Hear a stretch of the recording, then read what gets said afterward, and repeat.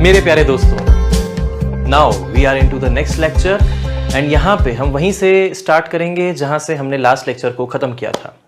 Intrinsic value, right. इन सब चीज़ों का ना हम आगे चल के रिवीजन भी करेंगे और हमारी जो लाइव सेशंस होंगे, हम नहीं चाह रहे कि इसमें आपका ज़रा सा भी जो है टाइम इधर उधर जाए, तुरंत कंटेंट पे कंटेंट मिले आपको। और अपन जो है रिविजन्स जो है और इसका जो प्रैक्टिकल वगैरह है वो सब हम लोग लाइव सेशंस में करेंगे। इंट्रिंसिक वैल्यू कंपनीज का निकालना अगर सीखेंगे, बट उसके लिए हमारा थ्योरी पार्ट जो है वो पूरा का तरीके से क्लियर होना चाहिए। इंट्रिंसिक वैल्यू की जो डेफिनेशन है वो हमने आपको बता दी थी, उसकी रियल वैल्यू, फेयर वैल्यू कैसे निकालते हैं।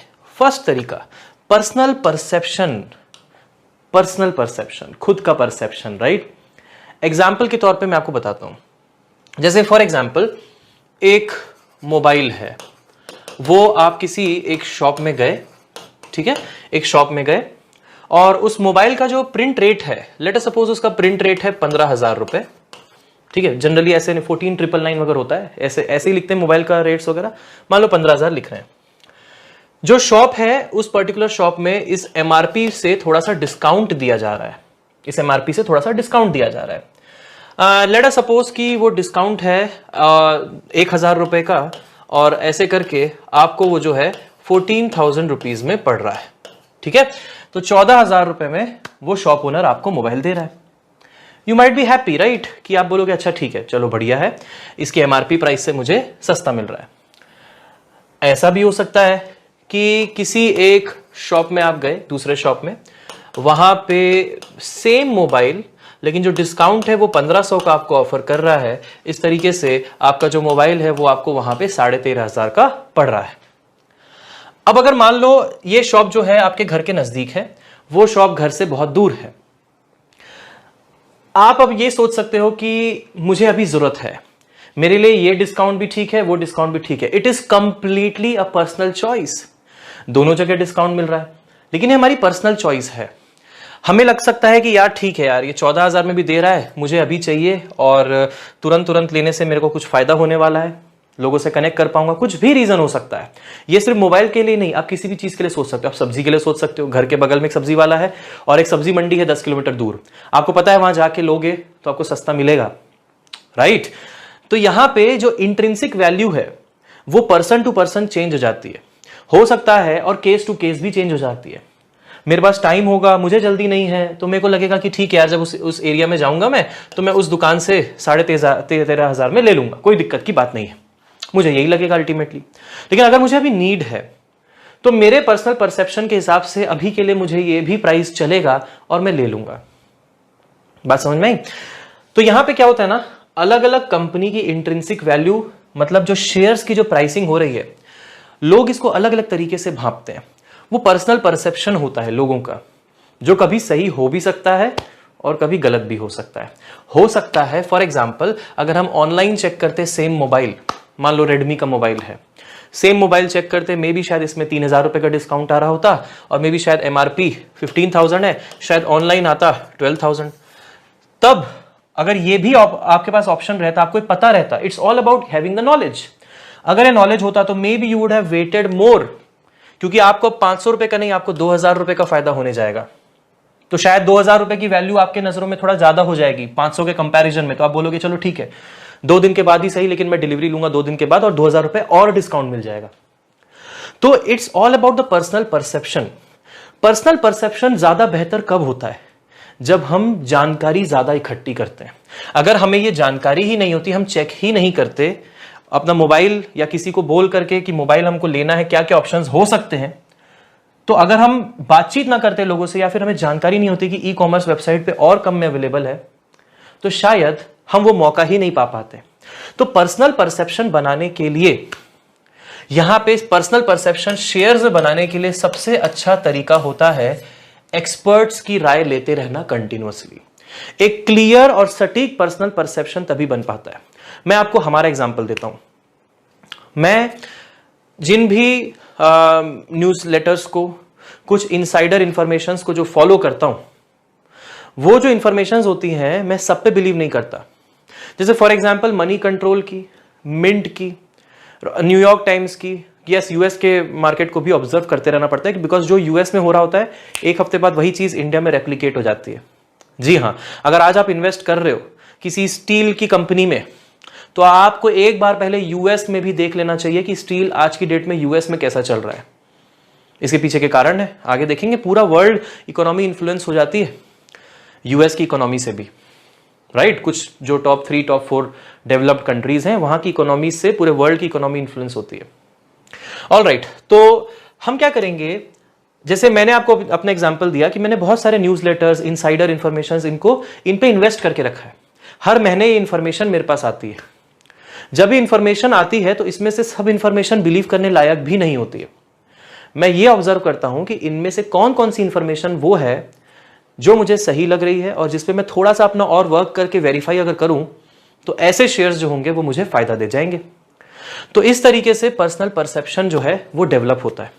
पर्सनल परसेप्शन पे अगर बेस पे अगर हम शेयर्स की ट्रेडिंग कर रहे हैं या इन्वेस्टमेंट कर रहे हैं, तो it should be always based upon a cautious decision.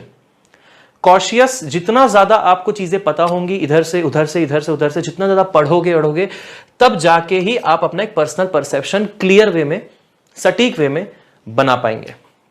So that is all about the personal perception. किसी का पर्सनल परसेप्शन बिल्कुल अलग हो सकता है, आपके विपरीत हो सकता है। क्या पता उसकी इंफॉर्मेशन सही हो, क्या पता है आपकी इंफॉर्मेशन सही हो और उसकी गलत हो, कुछ भी हो सकता है, right? All right, so this is what is the personal perception. To develop that personal perception, talk to more people, indulge in those kind of various Twitter handles are there, Instagram में बहुत सारे pages हैं। हम लोग भी जो है इस तरह का कंटेंट धीरे धीरे पुश करते जाएंगे, तो आप हमारे साथ भी बने रहिएगा। तो ये पर्सनल परसेप्शन आपको डेवलप करने में बहुत हेल्प करेगा। जैसे मैंने एग्जांपल दिया यूएस का, कि अगर मान लो यूएस में कोई भी एक कंपनी है या फिर एक सेक्टर है स्टील का, अगर वो डाउन जा रहा है, तो अभी आपको इंडिया में भी इन्वेस्टमेंट करने से पहले थोड़ा सा सोचना चाहिए कि स्टील सेक्टर की कोई कंपनी में, सेल में, जेएसडब्ल्यू में कहीं पे डालूं या फिर नहीं। बहुत सोचना पड़ेगा, राइट? तो ये एक पर्सनल परसेप्शन बनाने का एक तरीका होता है। दूसरा एक तरीका होता है जो कि काफी प्रैक्टिकल है, कंपैरिजन विद अदर कंपनीज। उसी के जैसी अदर कंपनीज, कोई फार्मा कंपनीज है, डॉक्टर रेड्डीज लेबोरेटरीज है, लॉरस लैब्स है, राइट? ऐसी बहुत सारी फार्मा कंपनीज हैं।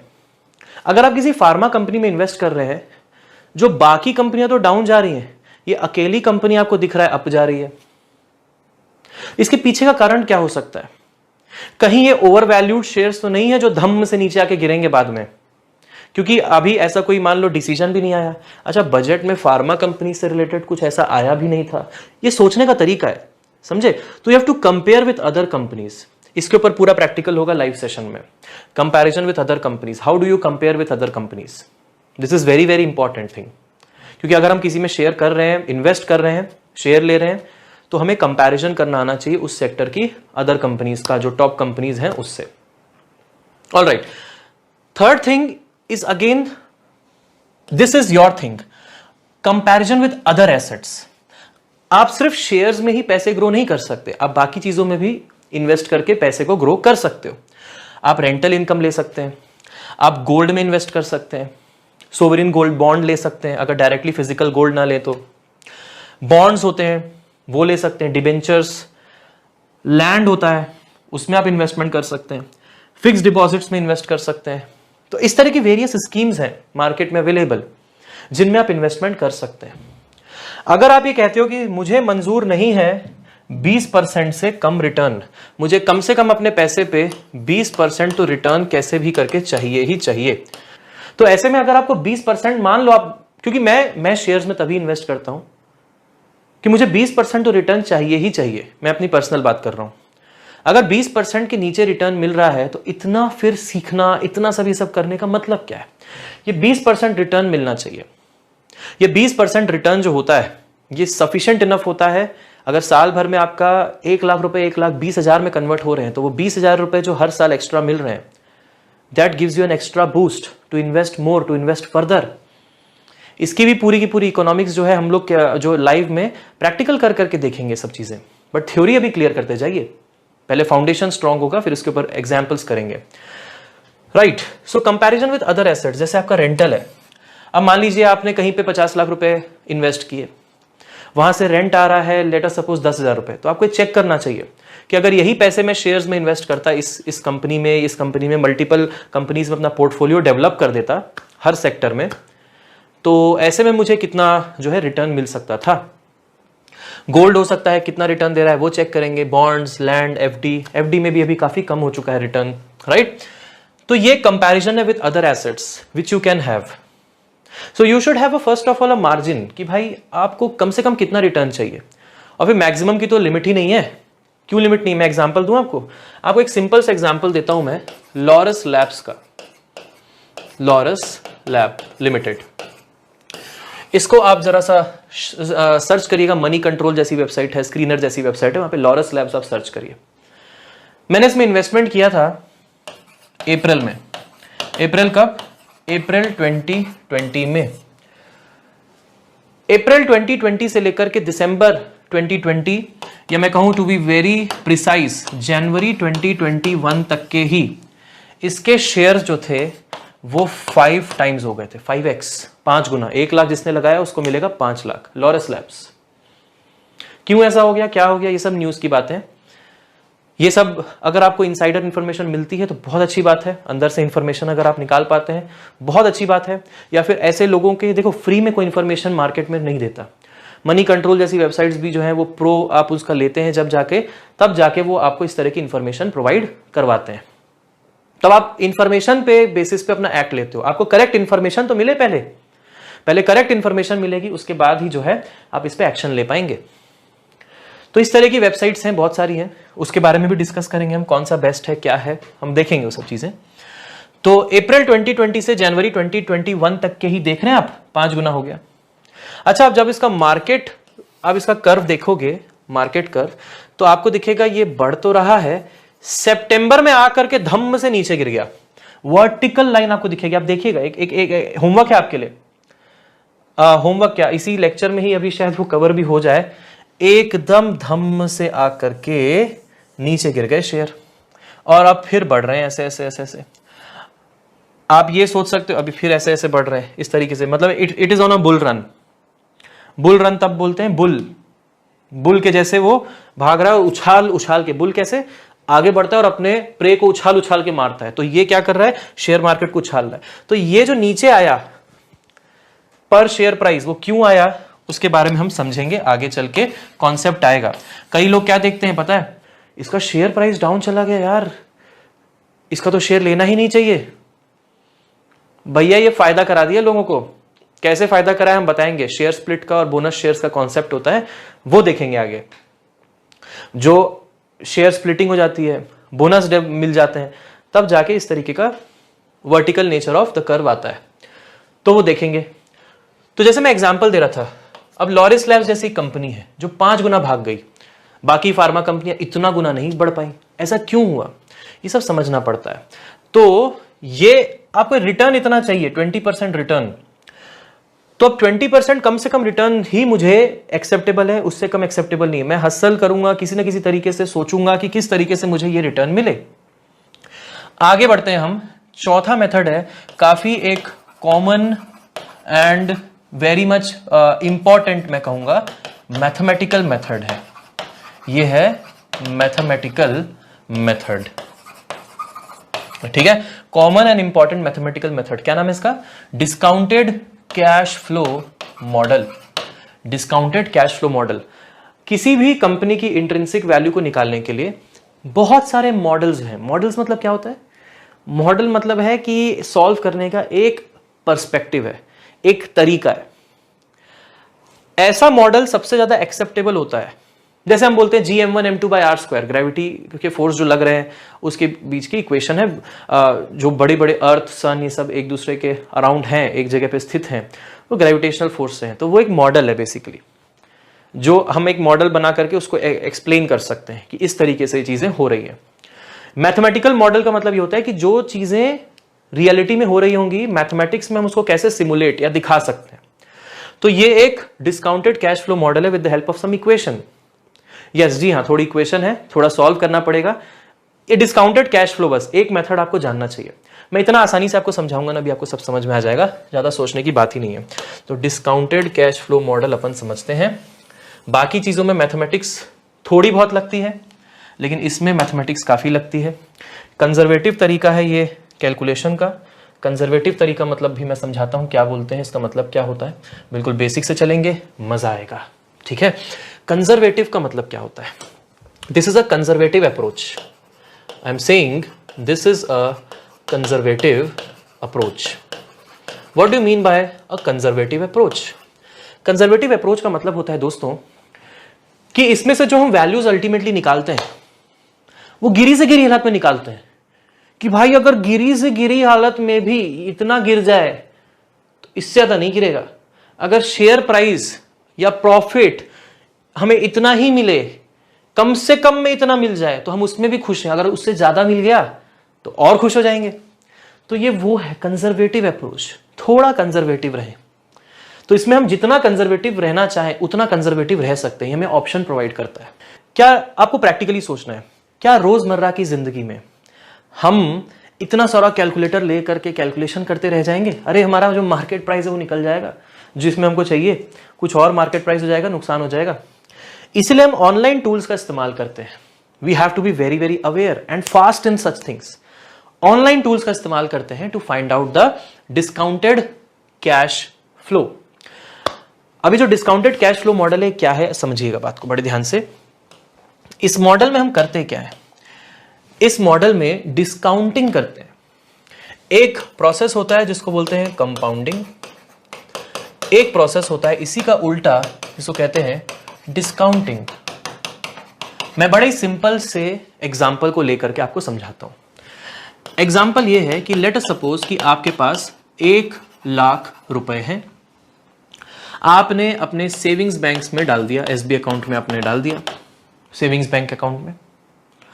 आपके सेविंग्स बैंक अकाउंट में आपको रेट ऑफ इंटरेस्ट जो आज की डेट में मिल रहा है वो लेट अस सपोज 4% है। आप ये जानना चाहते हो कि अगर मैं 10 साल तक के इसी अकाउंट में इसको पैसे को पड़े रहने देता हूं तो 4% से कंपाउंड होते होते वो कितना हो जाएगा? इसके लिए एक फॉर्मूला होता है, फॉर्मूला आप लोग याद रख लीजिएगा, Pn is equal to P naught into 1 plus R by 100 to the power n। इसको डिराइव भी कर सकते हैं। So Pn is equal to P naught into 1 plus R by 100 to the power n is the formula in which P naught क्या है, आज आपके पास कितने पैसे हैं, R जो है करंट रेट ऑफ इंटरेस्ट जो कि जैसे अभी 4% मैंने लिख दिया, N मतलब कितने नंबर ऑफ ईयर्स के बाद की बात आप कर रहे हैं, और ये वो पैसे जो आपके कन्वर्ट हो जाएंगे उतने में कि 100 रुपए या आपने 1,00,000 रुपए या 10 करोड़ रुपए आपने डाले तो फाइनली वो कितने में कन्वर्ट हो गए, वो आपका Pn है। तो अब हम ये P10 निकालना चाहते हैं, मतलब 10 साल के बाद। 10 साल के बाद ये जो 1,00,000 रुपए हैं ये कन्वर्ट हो जाएंगे। हम इसको 4 लिखेंगे यहाँ पे बाय 100। अगर आप बाय 100 नहीं लिखना चाहते हैं तो आप डायरेक्टली यहाँ पे 0.04 लिख सकते हैं, क्योंकि परसेंटेज में हम डायरेक्टली नहीं पुट कर सकते, उसको डेसिमल में पुट करना पड़ता है कन्वर्ट करके बाय 100 करके, और टू दी पावर आपने कर दिया 10। जब अभी करेंगे तो आई थिंक ये 1,48,000 के आसपास बैठता है as far as I remember. 4% के हिसाब से देखते हैं, 1.04 टू दी पावर 10, हाँ, मल्टीप्लाइड बाय 1 लाख, यस 1,48,000। कहने का मतलब है कि अगर आप 10 साल के लिए 1,00,000 रुपए रख देंगे ना बैंक में तो वो 1,48,000 में कन्वर्ट हो जाएंगे। अब देखिए डिस्काउंटिंग। अब लेट अस सपोज कि आपको फाइनल वैल्यू मालूम है, आपको फाइनल वैल्यू मालूम है कि मुझे 1,48,000 मिल रहे हैं आफ्टर 10 ईयर्स, ठीक है। ये फ्यूचर वैल्यू है, इसको क्या कहोगे, FV, फ्यूचर वैल्यू। वैसे शेयर मार्केट में FV को फेस वैल्यू भी कहते हैं, वो हम आगे देखेंगे।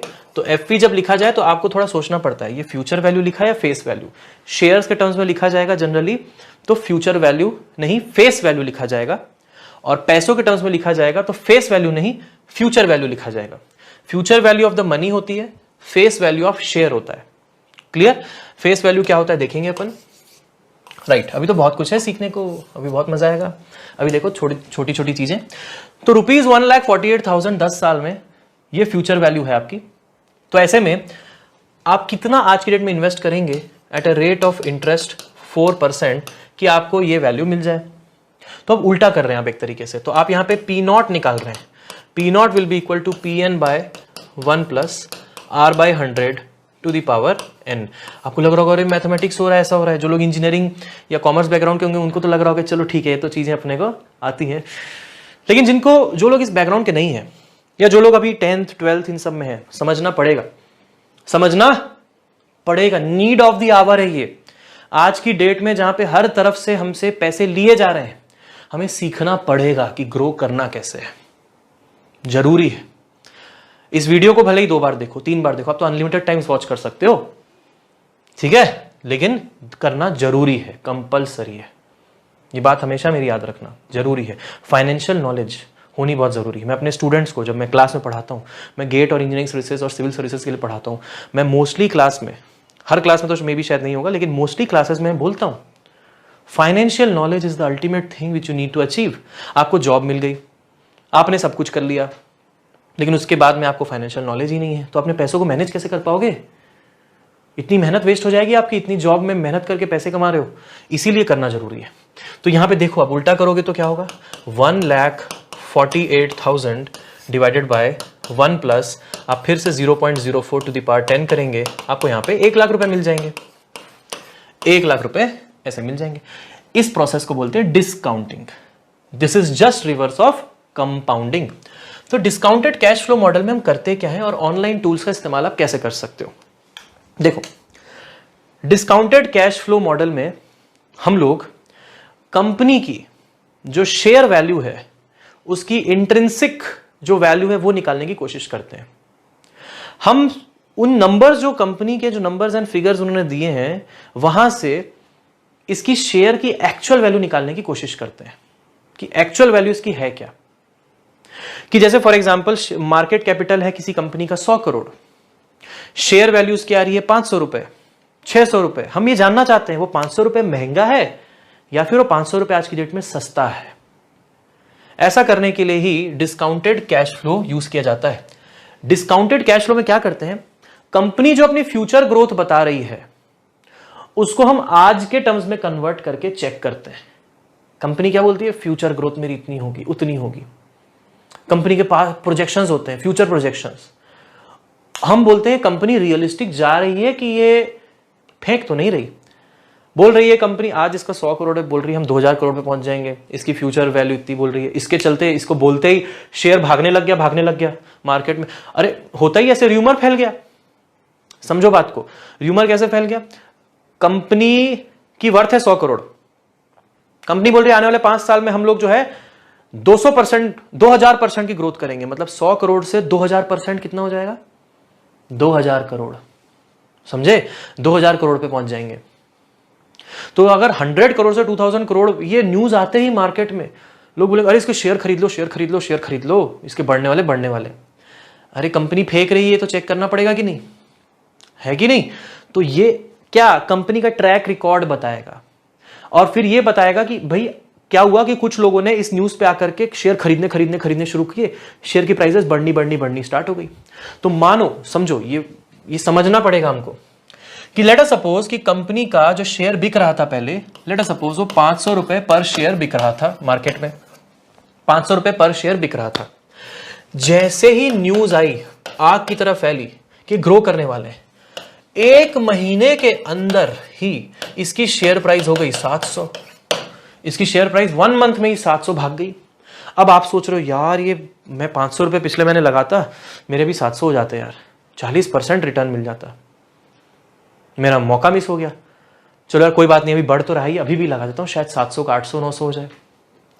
ये एक ऐसा बबल भी हो सकता है जो बर्स्ट कर जाएगा, ये भी हो सकता है। हाँ जी, ये पहचानना बहुत जरूरी होता है। कई कंपनियां ऐसा पहले भी पास्ट में कर चुकी हैं, जिसकी वजह से सेबी ने उनको स्टॉक एक्सचेंज से डीलिस्ट कर दिया था। यस, डीलिस्टिंग ऑफ कंपनीज हो जाती है कंपनीज एक्ट के तहत। मतलब आप जब इस तरीके की र्यूमर्स फैला रहे हो या फिर ये कर रहे हो जो ऐसे प्रोजेक्शंस जो कि रियलिटी में पॉसिबल बहुत मुश्किल से हो सकते हैं और आपके पास उसका कोई कठोर प्रूफ भी नहीं है, तो ऐसे में कंपनी की डीलिस्टिंग भी हो सकती है। तो कई कंपनियां से डीलिस्ट हो चुकी हैं, फिर शेयर जो होल्डर्स होते हैं उनका क्या होता है, बेचारे लॉस में रह जाते हैं।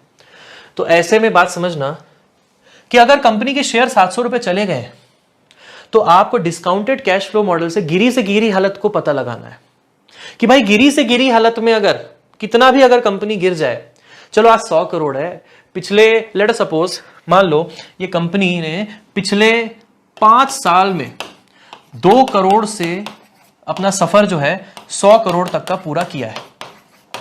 2 करोड़ से 100 करोड़ तक का सफर पूरा किया है पिछले 5 साल में। तो ग्रोथ तो कंपनी की अच्छी हुई है, लेकिन कंपनी ये क्लेम करी कि हम बन जाएंगे 2000 करोड़, हम बन जाएंगे 2000 करोड़ अगले और 5 सालों में। लोग पागल हो गए। तो हमें यह देखना होगा कि 2 से 100 करोड़ पे जो पहुंची है, तो इसमें गिरी से गिरत में 100 से कितने करोड़ वो पहुंच सकती है at a prevalent market rate, not the rate with which this share is भागिंग, जिस रेट से भाग रहा है 40-40%, नहीं, मार्केट में अगर बेस्ट से बेस्ट कंपनी भी है तो आप मान के चलो उसका 20% रिटर्न, कि चलो भाई अगर 20% के रेट से भी जाएगा तो कितना तक जा सकता है। और फिर आप इसकी शेयर प्राइस का आकलन करोगे कि भाई अभी जो 700 रुपए शेयर प्राइस है ये ओवर वैल्यूड चल रहा है आज की डेट में या फिर ये अंडर वैल्यूड चल रहा है। अगर आपको लगता है कि ये ओवर वैल्यूड है तो इस पे इन्वेस्टमेंट नहीं करना है, इसकी वैल्यू ज्यादा है, आपको महंगा मिल रहा है, ये कम होने का वेट करेंगे आप और होगा कम। अंडर वैल्यूड जो है, अगर अंडर वैल्यूड है, आपको लग रहा है कि अरे गिरी से गिरत में भी यार इसका शेयर 800 रुपए तो आज की डेट में होना चाहिए था लेकिन 700 पे चल रहा है, तब आप बाई कर सकते हो उसका शेयर, तब आप इसका शेयर बाई कर सकते हो। तो डिस्काउंटेड कैश फ्लो मॉडल यही कहता है कि आप गिरी से गिरत में आप इसका डिस्काउंटिंग करिए, जो इसके फ्यूचर प्रोजेक्शंस है उसको आज की डेट में लाके देखो और शेयर की प्राइस से कंपेयर करो कि कितना होना चाहिए पर शेयर। इसमें एक हम चाहें तो मार्जिन ऑफ सेफ्टी भी दे सकते हैं। तो इसमें आप क्या करिएगा, आप इसको निकालने के लिए, अब मैं आपको बड़े बड़े कैलकुलेशंस नहीं बता रहा, मैं आपको सिंपल सी ट्रिक बता रहा हूं। बहुत सारे ऑनलाइन कैलकुलेटर्स हैं, बहुत सारे ऑनलाइन कैलकुलेटर्स हैं, आप उनको यूज करिए। आप क्या करिएगा, आप ऑनलाइन कैलकुलेटर्स में आप बस गूगल में सर्च करिए डिस्काउंटेड कैश फ्लो कैलकुलेटर, बस आप ये सर्च करिए डिस्काउंटेड कैश फ्लो कैलकुलेटर, बस आप इसको सर्च कर लो, बस खत्म बात, आपका काम इसमें से हो जाएगा। क्योंकि देखो हर बार वो टेबल बना करके एनालिसिस करना, एक्सेल शीट बनाते रहना, इज इट पॉसिबल जब आप वहां पे इन्वेस्टमेंट करना चाह रहे हो और कोई बोल रहा है इसमें इन्वेस्टमेंट करो, फिर आप बोलोगे यार मेरे को तो 15 मिनट तो इसका एनालिसिस करने में लगेगा, 20 मिनट। तुरंत ऑनलाइन कैलकुलेटर खोले, वहां पे कंपनी की वर्थ देखे, कहीं से स्क्रीनर जैसी वेबसाइट से देखे, कहीं पे और पे देखे, और ऐसे में उसके बाद उसकी वर्थ देखे, वहां पे पुट किए, वहां पे रेट ऑफ इंटरेस्ट जो आपको लगता है आपको चाहिए इस शेयर से 20% में भी, आज का करंट वैल्यू ऑफ शेयर कितना चल रहा है वो, तो ये बताएगा कि उसका शेयर होना कितना चाहिए, वो इंट्रिंसिक वैल्यू कैलकुलेट करके बताएगा। इंट्रिंसिक वैल्यू अगर आप ऐसे भी निकालते हो तो ये एक कंजर्वेटिव तरीका हो जाता है, अच्छा तरीका हो जाता है, लेकिन फिर भी आपको मार्केट न्यूज पे तो ध्यान रखना ही पड़ेगा। थोड़ा सा मार्केट न्यूज उस सेक्टर से रिलेटेड, अगर आपको लग रहा है कि शेयर अच्छा है, इंट्रिंसिक वैल्यू आपको लग रहा है कि जो है इसकी जो है हाई है, मार्केट वैल्यू अभी इसकी कम चल रही है, तो लेट अस सपोज मैं इसको खरीद लेता हूं, मेरे लिए ओके है ये। फिर भी आपको उस सेक्टर की बाकी कंपनीज को देखना चाहिए। तो जो मैंने पीछे पॉइंट्स बताए ना आपको, जो मैंने स्टार्टिंग में आपको पॉइंट्स बताए, इनको आपको साथ साथ लेकर के चलना है। किनको? कंपैरिजन विद अदर कंपनीज तो करना ही है और डिस्काउंटेड कैश फ्लो मॉडल को भी करना है। जब आप ये दोनों काम करोगे ना, तब जाके आपको एक सटीक कंक्लूजन मिलेगा, अदरवाइज आपको एक सटीक कंक्लूजन नहीं मिलेगा।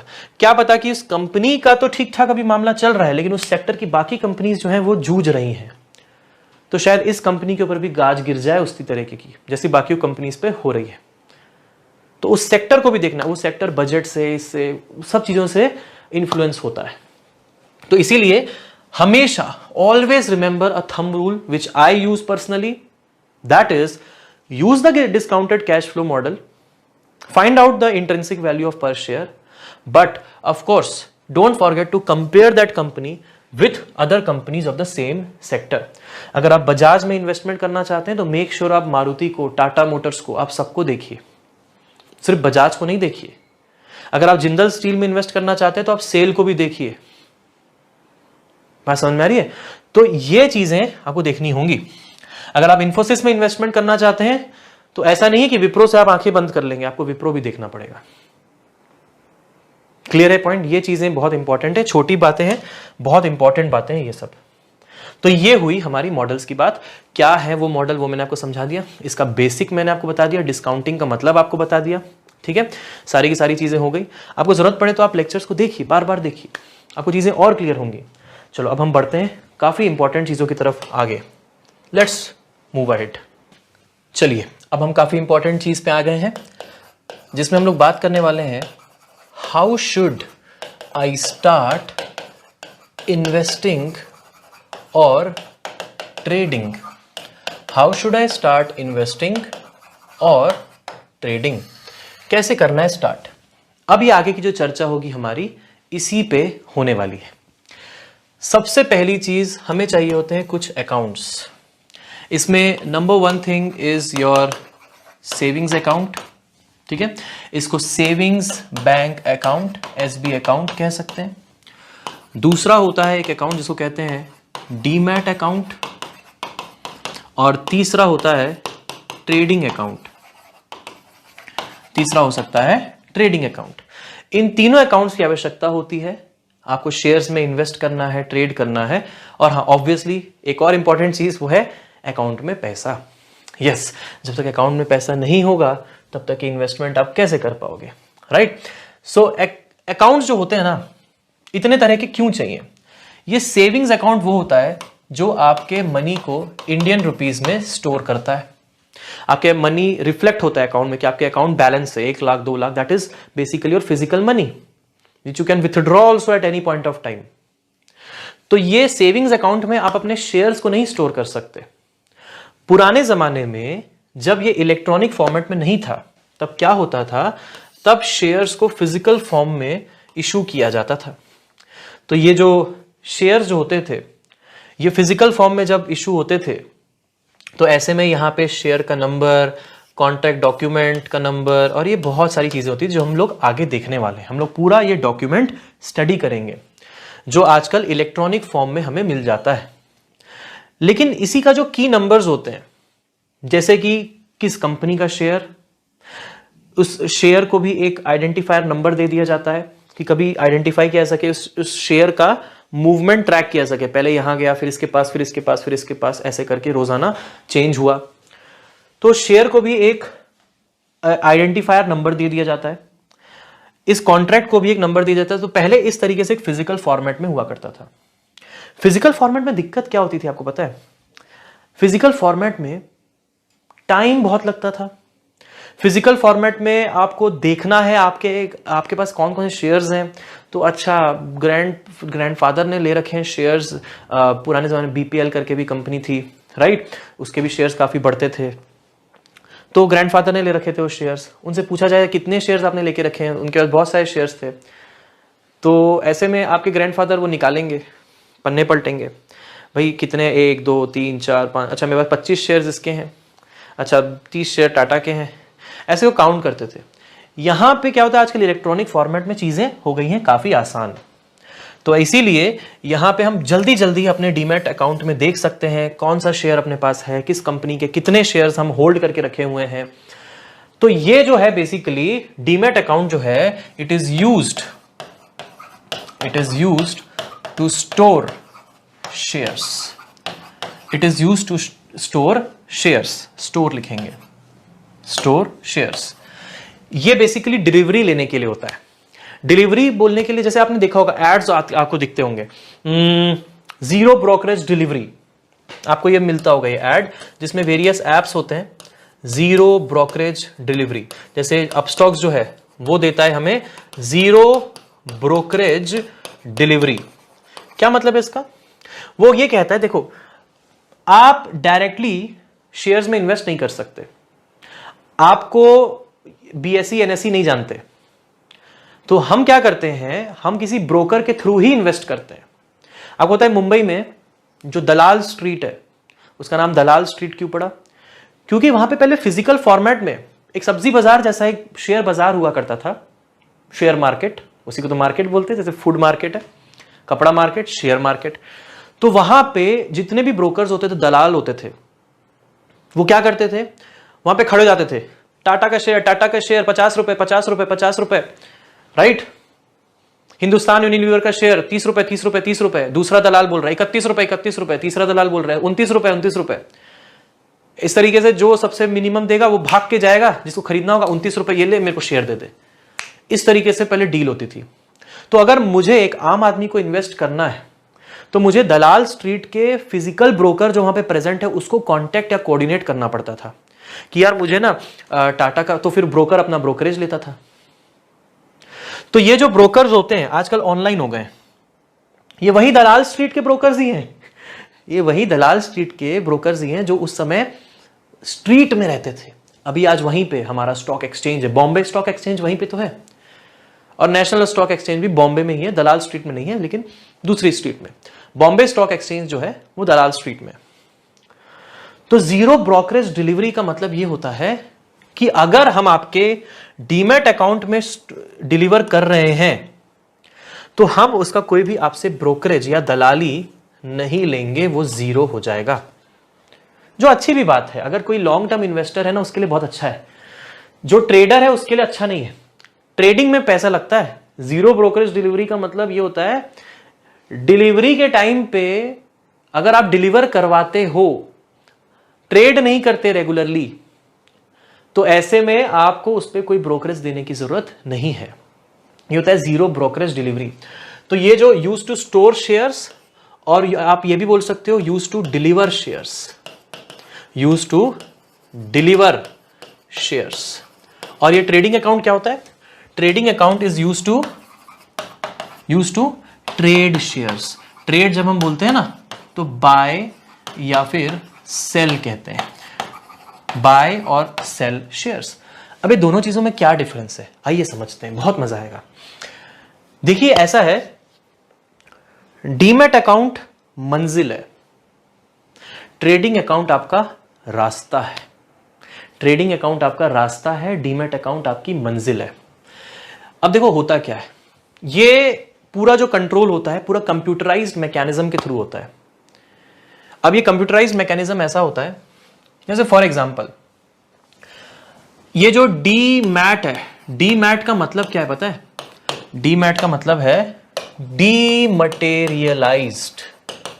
डीमटेरियलाइज्ड मतलब जो चीज पहले इस तरीके से प्रिंट फॉर्मेट में हुआ करती थी ऐसे, अब वो चीज हो चुकी है डीमटेरियलाइज्ड, मतलब वो चीज नंबर्स के फॉर्म में आपके डीमैट अकाउंट में सेव्ड है।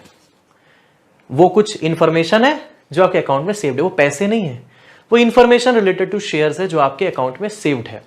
तो ये ब्रोकर आपको डीमैट अकाउंट प्रोवाइड करवाता है, और उस डीमैट अकाउंट में आपने जो जो शेयर्स खरीद रखे हैं सबकी इंफॉर्मेशन को उस अकाउंट में स्टोर करता है। It is just like a diary, just like a book, कि मैंने ये शेयर खरीदा है, इसका नंबर ये है, ये है, ये है, ये है, इस तरीके से ये डेटा इसमें स्टोर हो गया। It is just a data storage account. Demat account is just a data storage account. तो स्टोर करवाना है उसके लिए आपको जरूर डीमैट अकाउंट की आवश्यकता पड़ती है। डीमैट अकाउंट आजकल बहुत सारी कंपनियां खुलवाती हैं, आईसीआईसीआई जैसे है, बहुत ही प्रीमियम चार्जेस लेकर के इनका डीमैट अकाउंट खुलता है। जनरली हम लोग ऐसे लोगों को प्रीफर करते हैं, ऐसे ब्रोकर्स को जो जीरो ब्रोकरेज डिलीवरी दे दे, या उनका ब्रोकरेज चार्जेस जो हो काफी कम से कम हो। जनरली 10 रुपए 20 रुपए, ये 20 रुपए के आसपास का जो ब्रोकरेज चार्ज है ना, ये कम माना जाता है। मतलब आपने एक बार कुछ बाय या एक बार कुछ सेल कर दिया तो ये ब्रोकरेज जो है वो आपसे 20 रुपए ये ले लेंगे। आपने 1000 रुपए, 5000 रुपए, 10,000 रुपए, कितने का भी परचेज किया, ये आपसे 20 रुपए ले लेंगे। ये वो जो ट्रांजैक्शन करवाना है उसकी बेसिकली ये लोग चार्जेस ले लेते हैं, ब्रोकरेज। तो जीरो ब्रोकरेज डिलीवरी हो या हल्का फुल्का ब्रोकरेज हो, सब चलता है। तो आपकी जो सेविंग्स बैंक्स हैं, जहां पे आपका सेविंग खाता है, जहां पे आपके INR सेव्ड है, इंडियन रुपीज सेव्ड है, वो भी आपको ये सर्विसेज दे देते हैं। वो लोग जब आप अकाउंट खुलाने जाओगे बोलेंगे सर आपका ना 3-in-1 अकाउंट खोल देते हैं, जिसमें आप ना सेविंग्स, आप पैसे भी सेव कर पाओगे, डीमैट अकाउंट भी रहेगा और ट्रेडिंग भी रहेगा, तीनों चीजें होंगी। ऐसे में आपको देखना होगा क्योंकि डीमैट के और ट्रेडिंग के चार्जेस क्या क्या है। ट्रेडिंग के चार्जेस, डीमैट के चार्जेस जिस हिसाब से होंगे फिर आप डिसीजन लेंगे कि वहां पे करवाना चाहिए या नहीं। Generally what I prefer as a personal suggestion, जैसे मैं करता हूं कि भाई, और ऐसा बहुत लोग करते हैं और ये लॉजिकली भी सही है, कि मेरे अकाउंट्स हैं, एक्सिस बैंक में है, एसबीआई में है, बट इन सब में किस तरह के अकाउंट्स हैं? सेविंग्स अकाउंट्स हैं। और उसके बाद हमने क्या किया है, डीमैट और ट्रेडिंग अकाउंट किसी एक ब्रोकर के पास खुलवा दिया। जैसे हमारे पास जो है अपस्टॉक्स का भी मैंने अकाउंट बना दिया है, पोर्टफोलियो अपस्टॉक्स में भी है मेरा, पोर्टफोलियो मेरा जीरोधा में भी है, और पोर्टफोलियो जो है वो ग्रो ऐप पर भी है। लेकिन ग्रो ऐप को मैं बहुत ज्यादा अभी के लिए यूज नहीं कर रहा हूं, अपस्टॉक्स और जीरोधा ही मोस्टली यूज हो रहे हैं, क्योंकि पता नहीं पहले वो आए थे तो उनमें पैसे लगते चले गए तो इनका पोर्टफोलियो बिल्ड होता गया। वो ग्रो जो है वो मेरे पोर्टफोलियो के हिसाब से वो सूटेड नहीं रहा, ठीक है। तो इसी कारण अपस्टॉक्स और जीरोधा, बाकी सारे प्लेटफॉर्म्स मोर और लेस एक जैसे ही होते हैं, सबको एक दूसरे से का कंपटीशन करना है, कंपटीटर बनना है, सब मोर और लेस एक जैसे हैं, ठीक है। आपको जिसका इंटरफेस स्मूथ लगे, इजी लगे, वेबसाइट हैंग ना हो, ऐसे वाले इंटरफेस पे आप जाइए जो मोबाइल में भी इजीली लोड हो जाए, ऐप वगैरह बढ़िया काम करे, आपको जिसमें सूटेड है। It's up to personal choice, ऐसा नहीं है कि कोई भी खराब है या कोई भी अच्छा है, सब अच्छे हैं, ठीक है। हमारा पोर्टफोलियो पहले ही इसमें डेवलप हो गया, इन्वेस्टमेंट्स इसमें शुरू हो चुके हैं इनमें, तो फिर क्या है, इधर से उधर से इधर भी आप कर सकते हो। ऐसा नहीं कि आपने जीरोधा में अगर कोई शेयर इनके डीमैट अकाउंट में स्टोर करवाया है तो आप वो अपस्टॉक्स में ट्रांसफर नहीं कर सकते, लेकिन उसके लिए एक रिटर्न एप्लीकेशन देना पड़ता है, फिर फॉर्म भेजना पड़ता है, फिर बोलना पड़ता है कि इस अकाउंट में जो जीरोधा ने खोला है उस अकाउंट से मुझे अपस्टॉक्स के डीमैट अकाउंट में सारे शेयर्स को करना है, तो वो कंपनी के थ्रू जाता है, फिर जो इस कंपनी का शेयर है ना उसके थ्रू जाता है। फिर वो डिपॉजिटरीज जो होती हैं, डिपॉजिटरीज क्या मैं बताऊंगा, फिर उन डिपॉजिटरीज में फिर चेंजेस आते हैं, तो कई दिन लग जाते हैं कभी कभी इसमें। तो इसी कारण बहुत ज्यादा डीमैट अकाउंट्स बनाने की जरूरत नहीं है, एक जगह या ज्यादा से ज्यादा 2 जगह अपना पोर्टफोलियो बनाइए, बस, उससे ज्यादा नहीं। आप जो ऐसा अपस्टॉक्स का डीमैट अकाउंट बनाएंगे तो अपस्टॉक्स के साथ स्टोर होगा, जीरोधा का बनाएंगे तो जीरोधा के साथ स्टोर होगा, वो आपका फिर इधर उधर जो है वो नहीं जाएगा। मतलब अपस्टॉक्स का जीरोधा में नहीं दिखेगा, जीरोधा का अपस्टॉक्स में नहीं दिखेगा, जब तक कि इसका पूरा प्रोसीजर आप फॉलो ना करवाएं। आप कल को सोचना चाहते हैं कि मुझे एक अकाउंट बंद करना है इनमें से, तो आपको प्रॉपर एक प्रोसीजर से गुजरना पड़ेगा, तब जाके वो एक अकाउंट उसमें से बंद होगा, ठीक है। अब ये लोग ब्रोकर इसलिए क्योंकि इनको लाइसेंस मिला हुआ है ब्रोकरेज करने का, ब्रोकरी करने का, इनको ये वो दलाली जिसको बोलते हैं, यस, वो करने का इनको लाइसेंस मिला हुआ है through SEBI, and that is why they are able to do this. हर कोई नहीं कर पाएगा। तो जब अपना ब्रोकर सेलेक्ट करते हैं तो आपको ये भी देखना है कि वो रजिस्टर्ड ब्रोकर है कि नहीं, उसका रजिस्ट्रेशन नंबर क्या है, एक बार आपको उसको चेक कर लेना है, राइट। अब ये जो क्या करते हैं, ये लोग क्या करते हैं, अपस्टॉक्स हो, जीरोधा हो, ये लोग डीमैट और ट्रेडिंग अकाउंट एक साथ ओपन करते हैं। अभी ट्रेडिंग अकाउंट का क्या काम है, मैं आपको बड़े दार्शनिक तरीके से अगर बताऊं तो ऐसा है कि डीमैट अकाउंट जो है वो मंजिल है, ट्रेडिंग अकाउंट उस मंजिल तक पहुंचने का रास्ता है। तो ये आपका रास्ता, ये है आपका ट्रेड करने का अकाउंट, ट्रेडिंग, और फाइनली आप अपनी खूबसूरत सी मंजिल पे पहुंच गए, ठीक है। और ये है आपका डीमैट अकाउंट, ये है आपका डीमैट अकाउंट। तो ट्रेडिंग एंड डीमैट, इसका प्रोसीजर कंप्यूटराइज्ड वे में समझिए होता क्या है। मान लीजिए आपको कोई शेयर खरीदना है, बाय करना है, ठीक है। तो आपका जो ट्रेडिंग अकाउंट होगा ना, जैसे ही आप इन एप्स में या फिर इन प्लेटफॉर्म्स पे आप एक बाय ऑर्डर जनरेट करेंगे, एग्जीक्यूट करवाएंगे, तो आपका जो बाय ऑर्डर होगा वो सबसे पहले आपके ट्रेडिंग अकाउंट में दिखना शुरू हो जाएगा। मतलब ट्रेडिंग अकाउंट वो है जो मार्केट में आ गया, अब खुल गया सबके सामने कि भाई ये एक आदमी है जो खरीदना चाह रहा है। आपने अपना प्राइस भी प्लेस कर दिया अपने हिसाब से कि मेरे को इतने पैसे में इसको खरीदना है। मान लो टाटा का शेयर आप खरीदना चाहते हो, और टाटा का शेयर जो है लेट अस सपोज 993 रुपीज में आपने बिड कर दिया, ये आपकी बिडिंग है, मुझे 993 में खरीदना है। अब ये मार्केट में ओपन टू ऑल हो गया कि जो भी 993 में बेचना चाहेगा, तुरंत उसका जो शेयर है वो आपको अलॉट हो जाएगा। आपको नहीं पता रहेगा कौन है वो पर्सन, यू विल नेवर लो, और जानना भी नहीं है हमको तो शेयर चाहिए ना, किससे मिला, क्या फर्क पड़ता है, हमें तो उस टाटा के शेयर से मतलब है, किसने दिया उससे मतलब थोड़ी, as simple as that, right. So let us suppose 993 का शेयर आपको अलॉट हो गया। अब अलॉट होने का आप बोलोगे अरे यार मेरे पास तो शेयर आया ही नहीं। आप देखोगे अपना डीमैट अकाउंट चेक करोगे कि जहां पे सर ने कहा था स्टोर होता है, स्टोर ही नहीं हो रहा। एक्चुअली ऐसा है कि जब आपने ट्रेड किया है तो एक टाइमिंग होती है जिसको हम लोग कहते हैं T+2 in India, where T is the working number of days. ये क्या है? ये वर्किंग डेज जिनमें काम होता है, वर्किंग डेज। ठीक है, T+2 का होता है हमारे इंडिया में सिस्टम फॉलो कि अगर आपने कुछ बाय ऑर्डर प्लेस किया है और वो सक्सेसफुली एग्जीक्यूट हो गया, या फिर कोई आपने सेल ऑर्डर प्लेस किया है वो भी सक्सेसफुली एग्जीक्यूट हो गया, तो 2 वर्किंग डेज के बाद वो आपके अकाउंट में रिफ्लेक्ट होगा। कौन से अकाउंट में? डीमैट अकाउंट में। तो पूरा प्रोसीजर होता है, डिपॉजिटरीज के पास जाता है, CDSL, NSDL, इन डिपॉजिटरीज के पास जाता है जो कि BSE के लिए और NSE के लिए बनाई गई हैं, अलग अलग डिपॉजिटरीज। वो डिपॉजिटरीज में कंप्यूटराइज्ड वे में वो शेयर फिर आपको अलॉट होता है, इनको मिल गया वो वाला शेयर, और फिर वो आपके डीमैट अकाउंट में रिफ्लेक्ट होता है। तो आपने ट्रेड तो एग्जीक्यूट कर लिया, लेकिन उस ट्रेड को वाकई में पूरा होने में ये पूरे प्रोसीजर से गुजरना पड़ता है। क्लियरिंग मेंबर होता है जो आपके पैसे को क्लियर करके, जिससे आपने शेयर लिया 993 रुपीज का, उसको पैसे देंगे। वो कहां से निकलेगा? वो आपके सेविंग्स अकाउंट से आप पहले अपने डीमैट अकाउंट में लाओगे। आप अपने सेविंग्स अकाउंट से अपने डीमैट अकाउंट में या फिर अपने अपस्टॉक्स के या जीरोधा के वॉलेट में फिल करोगे। वो फिर पैसे वहां से कटेंगे आपके। तो वो पैसे भी आपके 2 दिन के बाद कटेंगे, और वो पैसे क्रेडिट भी होंगे उसको 2 दिन के बाद ही, और ऐसे में आपको शेयर्स भी मिलेंगे 2 दिन के बाद। इस तरीके से प्रोसेस होता है। कभी कभी कट पहले ही जाते हैं, अब स्टॉक्स में जैसे मैंने देखा है तुरंत कट जाते हैं पैसे, ताकि प्रोसेसिंग जल्दी से जल्दी हो सके, उसमें जरा सा भी डिले ना हो। तो पैसे कट जाते हैं, फिर जब उसको जाते हैं तब हमारे पास वो शेयर रिफ्लेक्ट होते हैं। ठीक है, राइट। तो इस तरह का सिस्टम होता है। तो जब आप ट्रेड कर रहे हो या बाय ऑर्डर या सेल ऑर्डर आप डाल रहे हो, तो आपको शेयर तो अलॉट हो जाता है, लेकिन अल्टीमेटली वो शेयर आपके अकाउंट में रिफ्लेक्ट होगा, आपके डीमैट अकाउंट में रिफ्लेक्ट होगा तब जब 2 वर्किंग डेज के बाद होगा। बीच में अगर मान लीजिए सैटरडे संडे आ गया तो वहां पे नहीं होगा। अगर आपने फ्राइडे को ऑर्डर प्लेस किया है तो आपके अकाउंट में ट्यूसडे को रिफ्लेक्ट होगा। ठीक है।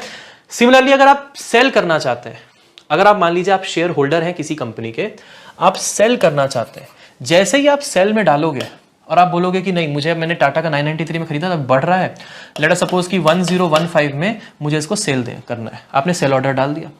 आपने मार्केट में जैसे ही सेल ऑर्डर आपने सेल में क्लिक किया, वैसे ही आपका डीमैट से इंफॉर्मेशन चली गई ट्रेडिंग में, मतलब वो अब खुल के आ गया मार्केट प्लेस में और वो एक्टिव हो चुका है अब ट्रेड करने के लिए। बाकी जो डीमैट में है ना वो हटके हैं, वो ट्रेड करने के लिए अवेलेबल नहीं है।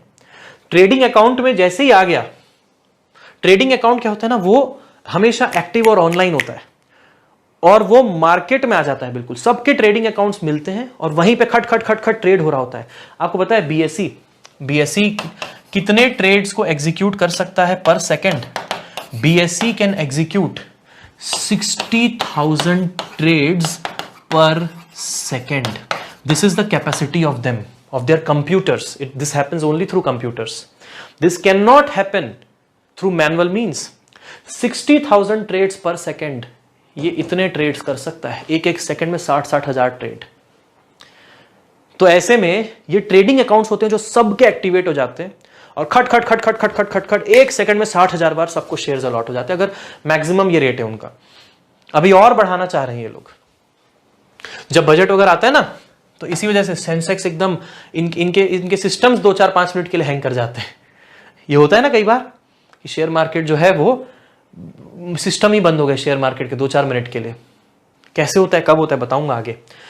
तो जब आप सेल करना चाहते हैं तब आपके जैसे ही सेल बटन में आप क्लिक करते हैं वैसे आपके ट्रेडिंग अकाउंट में शिफ्ट होता है और फिर कंप्यूटराइज्ड वे में चेक होता है कि कौन है जो 1015 में खरीदने के लिए बाय ऑर्डर किसने बाय ऑर्डर प्लेस किया होगा 1015 का उस टाइम पे जब आप बेचना चाहते हो। तो जब आप बेचना चाहते हो, जैसे ही 1015 टच हो जाएगा तुरंत आपका सेल एग्जीक्यूट हो जाएगा। जैसे ही आपका सेल एग्जीक्यूट हो गया, आप बोलोगे मेरे डीमैट अकाउंट से तो गया ही नहीं, जाएगा, तुरंत नहीं जाएगा और पैसे भी तुरंत नहीं आएंगे, T+2 वर्किंग डेज में आएंगे। तो ये है डीमैट प्लस ट्रेडिंग अकाउंट का फायदा। हमेशा demat plus trading, in short वैसे तो अलाउड है कि आप अपना सेविंग्स अकाउंट कहीं और रखें, डीमैट अकाउंट कहीं और रखें, ट्रेडिंग अकाउंट कहीं और रखें। आप मोतीलाल ओसवाल में अपना ट्रेडिंग अकाउंट, आप स्टॉक्स में डीमैट अकाउंट सब रख सकते हैं, एवरीथिंग इज अलाउड। बट ये देखना होगा प्रैक्टिकली क्या करना चाहिए।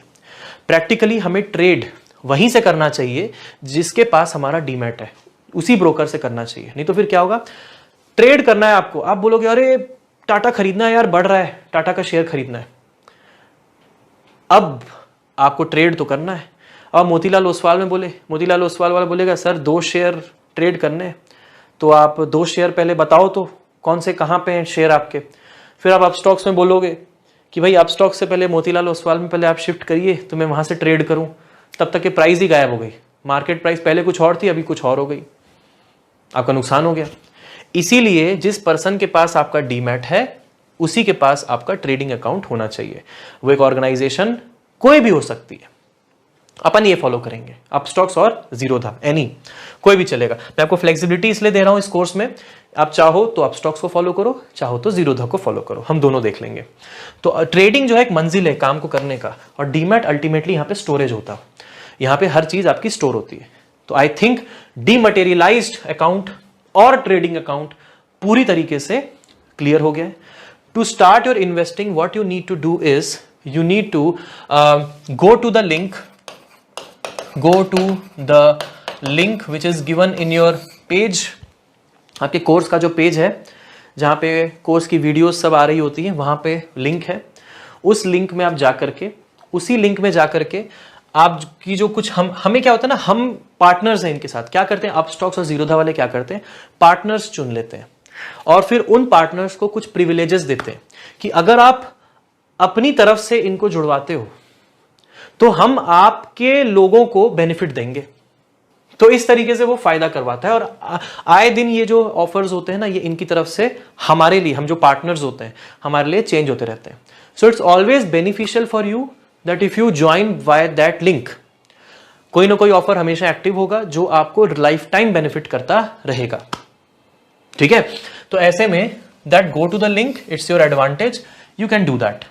ये बिल्कुल बिल्कुल उसी तरीके से जैसे रेफरल प्रोग्राम्स होते हैं ना, बिल्कुल वैसा ही है इसमें। लेकिन फायदा जो होता है, जो रेफर कर रहा है उसका तो ठीक है, उसका भी फायदा हो जाता है, और जिसको मिल रहा है उसका भी जीवन पर्यंत फायदा होता है।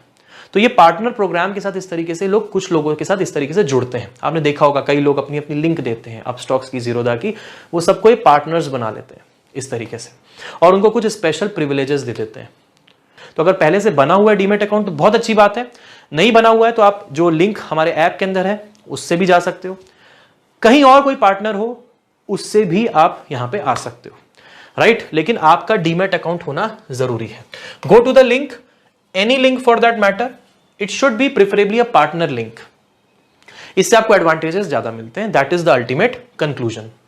Got the point I hope, right. All right, so demat account बनाने के लिए आपको कुछ नहीं, पैन कार्ड की जरूरत पड़ेगी। ठीक है, पैन कार्ड की जरूरत पड़ेगी। इसके अलावा जैसे जीरोधा का अगर आपको डीमैट अकाउंट अगर बनाना है तो आपको एड्रेस के लिए आधार वगैरह की जरूरत पड़ सकती है। आधार कार्ड की कॉपी चाहिए रहेगी। आपका बैंक स्टेटमेंट चाहिए रहेगा, लास्ट 1 to 3 मंथ्स का बैंक स्टेटमेंट चाहिए रहेगा, राइट। और फोटोज वगैरह आजकल इलेक्ट्रॉनिक हो जाती है, मतलब वेरिफिकेशन होता है ना, तो वो फोटो वो केवाईसी बोलते हैं। मतलब केवाईसी का मतलब ये होता है know your customer. They want to know you कि कौन है जो इस प्लेटफॉर्म पे पूरी तरीके से आ रहा है और ट्रेडिंग और ये सब काम कर रहा है, इन्वेस्टिंग वगैरह का। तो ये केवाईसी रहता है, वो केवाईसी आपको ड्यूली पूरी तरीके से कंप्लीट कर लेना है, तभी आप ये कर पाएंगे। डीमैट अकाउंट जनरली खुलने में 2 से 3 दिन लग जाएंगे, जहां पे आप ये सब काम कर सकते हैं। ठीक है, right. So this is all about your how should I start investing. हमें स्टार्ट कैसे करना है, अब कितने रुपए से स्टार्ट करना है वो पर्सन टू पर्सन वेरी करेगा। मैं आपको बताता हूं, मैंने जब स्टार्ट किया था तो उस समय शेयर प्राइसेस भी कम हुए करते थे। मैंने 500 रुपए से स्टार्टिंग की थी। उस समय शेयर प्राइसेस भी कम हुआ करते थे, 20, 25, 30, 40 रुपए के शेयर भी मिलते थे उस समय जब हम लिए थे। तो हमारे लिए 500 रुपए बड़ी बात थी। अगर आज की डेट में कन्वर्ट कर लूं मैं तो इट वुड बी अराउंड 5000 में भी, 10 गुना, उससे ज्यादा क्या ही होगा, राइट। तो मुझे लगता है आज की डेट में अगर आप 5000 रुपीज स्पेयर कर सकते हैं, यहां से सीधा सीधा लगाना नहीं है पैसे कि इसमें लगा दो, उसमें लगा दो, उसमें लगा दो, नहीं। आपको अपने पोर्टफोलियो को मैनेज करना है। पोर्टफोलियो क्या होता है? पोर्टफोलियो होता है कि आपने कहां कहां कितने कितने पैसे लगाए हैं, वो आपका पूरा पोर्टफोलियो है। आपका कच्चा चिट्ठा, दैट इज पोर्टफोलियो, कि आपने क्या क्या किया है, अच्छा काम किया है या कांड किया है, नुकसान में हो या फायदे में हो, सब कुछ आपके पोर्टफोलियो में दिख जाता है। तो अपने पोर्टफोलियो को स्ट्रांग बनाने के लिए, फायदा करवाने के लिए आपको अलग अलग सेक्टर्स को एनालाइज करके फिर आपको इनको इन्वेस्ट करना है, रेगुलरली ट्रैक करना है। धीरे धीरे जैसे जैसे इसमें से प्रॉफिट्स आना स्टार्ट हो जाएंगे, वैसे वैसे आप इनको फिर से यूटिलाइज करके किसी और में लगा सकते हो। 5,000 का कभी आगे चल के 2-3 महीने में लेटर सपोज वो 6,000 हो गया, तो आप वो 1,000 को फिर से इन्वेस्ट करेंगे कहीं ना कहीं, ऐसे निकाल के खुश नहीं हो जाएंगे।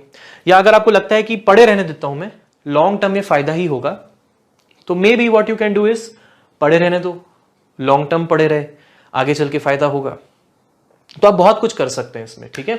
अपना पोर्टफोलियो बिल्ड करना है तो to start with I think 5,000 rupees would be a good option, not very high that it अगर लूज हो गया तो बहुत बड़ा नुकसान हो जाएगा, जीवन मृत्यु वाला चीज हो जाएगा, वैसा कुछ नहीं होने वाला।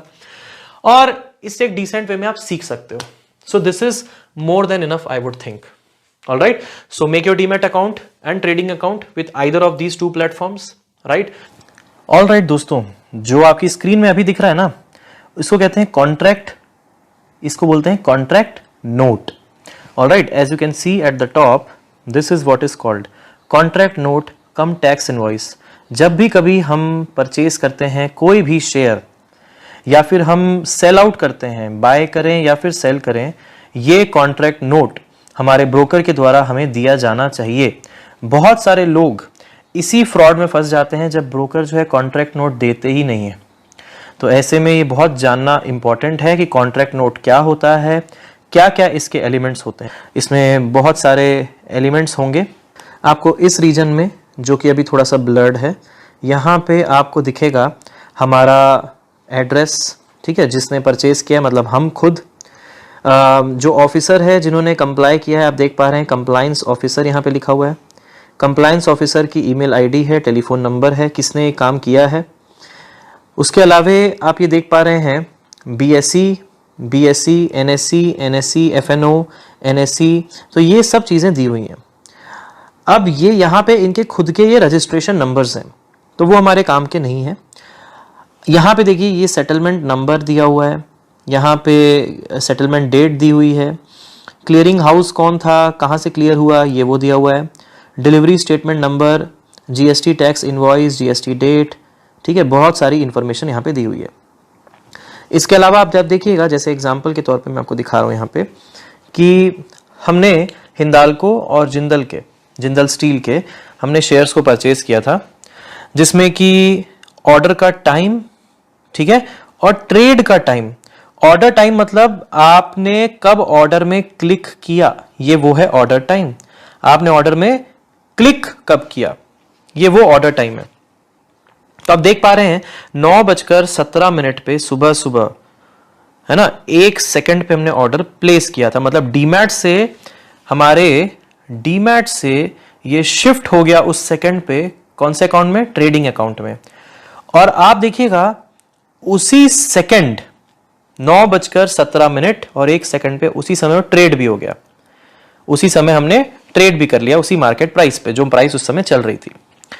सिमिलरली जब आप लॉन्ग टर्म इन्वेस्टमेंट करते हो तो फिर आप ये नहीं सोचते 1 रुपए 2 रुपए कम ज्यादा करके, आप उसी प्राइस पे जनरली ट्रेड कर लेते हो।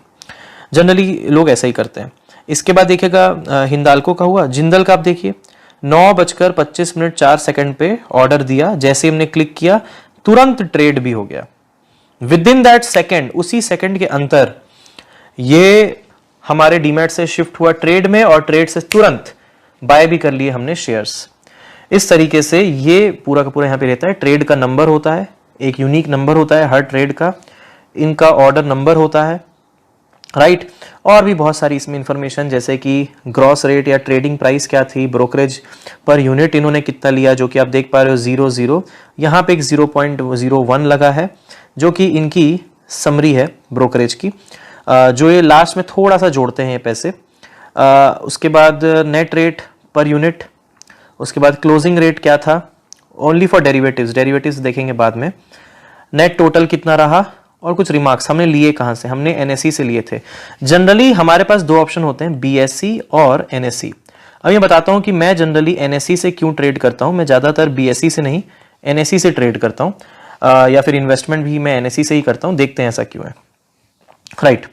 उसके बाद आप देख पाएंगे चार्जेस कौन कौन से क्या क्या लगे हैं, चार्जेस आप देख लीजिए। पे इन या पे आउट एब्लिगेशन जो है ये है। उसके बाद आईजीएसटी और ये जो है स्टैंडर्ड ट्रेड टैक्स बोलते हैं इसको, एसटीटी, या सिक्योरिटीज ट्रेड टैक्स भी कहीं कहीं पे लिखा जाता है, ठीक है। और उसके बाद स्टाम्प ड्यूटी होती है और फिर टर्नओवर चार्जेस होते हैं। ये सब आपके ब्रोकरेज पे लगते हैं। ये कुछ ऐसी चीजें होती हैं जो कि आपका basically GST taxable value brokerage pay लगती है ₹0.01, टर्नओवर चार्जेस ₹0.23, टोटल हो गया 0.24 रुपीज यहाँ पे जीएसटी के फॉर्म में लगे हैं। ये टोटल मिलाकर के जीएसटी के फॉर्म में लगे हैं। कुछ ऐसी भी चीजें होती हैं जो ब्रोकर नहीं लेते, जो सीधा सीधा ट्रेड टैक्स लग जाता है, तो वो भी हमें देना पड़ता है। और इस तरीके से ये पूरा का पूरा मिला करके पैसे होते हैं। तो हमने जैसे एग्जांपल के तौर पे उस दिन सुबह सुबह मार्केट खुलते ही 6596 रुपीज का ट्रेड किया था, उसमें हमको 6604 रुपीज देने पड़े थे। थोड़ा बहुत एक्स्ट्रा रहता है, but that is marginal, not very high, and therefore we can ignore that part. Alright, so इस तरीके से ये पूरा का पूरा ट्रेड डॉक्यूमेंट रहता है। यहाँ पे आप देख रहे हैं डिजिटली साइंड बाय automated.bo@upstocks.com और डेट दिया हुआ है, राइट, और रीजन दिया है रेगुलेटरी, लोकेशन है मुंबई। इस तरीके का कॉन्ट्रैक्ट नोट आपको मिलता है कहां पे? इस तरह का कॉन्ट्रैक्ट नोट आपको मिलेगा आपके ईमेल पर। This contract note will be available to you in your email. Got the point? तो इसीलिए हमेशा अपना ईमेल और अपना फोन नंबर रजिस्टर करके रखेंगे आप। फोन नंबर जैसे ही रजिस्टर्ड हो जाता है तो एसएमएस भी अलर्ट्स के फॉर्म में आना स्टार्ट हो जाते हैं, तो इसलिए कोई दिक्कत नहीं होती है। और ये हमेशा कॉन्ट्रैक्ट नोट को एक बार खरीदने के बाद कॉन्ट्रैक्ट नोट आप जरूर चेक करें। देखिए, मैंने अभी अभी आपको बताया कि एनएससी में मैं ज्यादा ट्रेड या इन्वेस्टमेंट करता हूं एज कंपेयर टू बीएससी। इसका पीछे का बहुत ही बेसिक रीजन है। वॉल्यूम का मतलब होता है, जैसे मैं एग्जांपल के तौर पे टाटा मोटर्स का ये पेज मैंने खोला है मनी कंट्रोल में, आप भी खोल करके देखिए। मनी कंट्रोल में टाटा मोटर्स का पेज खोला हुआ है, जिसमें आप यहां पे देखिएगा ये अभी एनएससी का टैब खुला है। एनएससी का, एनएससी के टैब में आप देखो, मैं थोड़ा और जूम करके वॉल्यूम आपको दिखाता हूं, कितने लोगों ने एनएससी को ट्रेड किया, बाय या सेल, बाय या सेल, मतलब कितनी बार एक शेयर ने अपनी हाथ बदले हैं। मतलब एक शेयर है, उसने अपने हाथ कितनी बार बदले, और यहां पे लाखों शेयर्स हो सकते हैं, करोड़ों शेयर्स हो सकते हैं, उन्होंने कितनी बार अपने हाथ बदले।